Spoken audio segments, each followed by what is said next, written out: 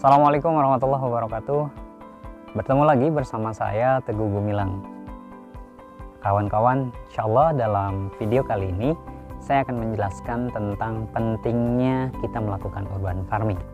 Kenapa hari ini kita harus melakukan urban farming? Ada permasalahan apa sih sehingga kita harus melakukan urban farming?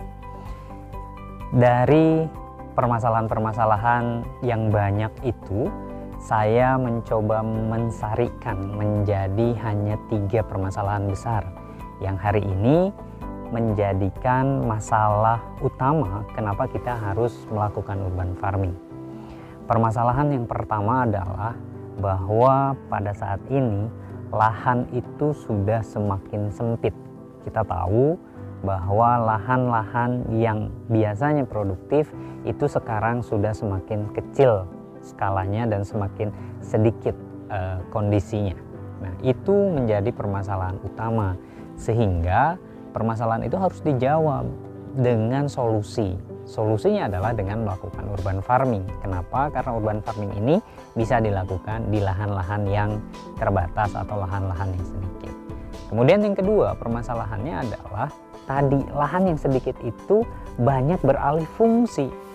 Ketika pun ada lahan ini menjadi sesuatu yang tidak produktif atau tidak dimanfaatkan untuk produksi.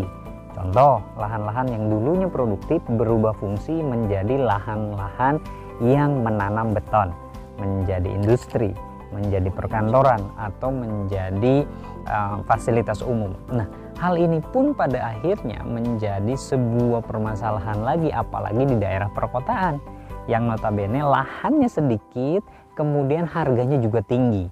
Nah, ini juga harus dijawab dengan solusi bahwa dengan urban farming kita bisa melakukan pertanian di lahan-lahan yang terbatas, bahkan di kondisi yang notabene tidak bisa ditanami awalnya secara konvensional. Contoh misalnya di atap gedung atau di rooftop ya, itu kita bisa melakukan dengan urban farming. Nah, kemudian permasalahan yang ketiga adalah hari ini berdasarkan data BPS kita tahu bahwa pertumbuhan penduduk itu semakin lama semakin banyak, semakin besar. Sehingga apa dampaknya? Dengan pertambahan penduduk yang semakin lama semakin besar, semakin tinggi, pertambahan penduduk ini mengakibatkan permintaan untuk pasokan pangan juga semakin besar. Sehingga perlu adanya solusi untuk menjawab hal tersebut, dan urban farming menjawab hal tersebut. Kenapa? Karena dengan luasan yang sedikit, urban farming memiliki produktivitas yang jauh lebih tinggi. Nah, kawan-kawan, itulah beberapa permasalahan yang mengakibatkan kita harus mulai melakukan urban farming. Nantikan video-video tips dan trik selanjutnya. Terima kasih. Assalamualaikum warahmatullahi wabarakatuh.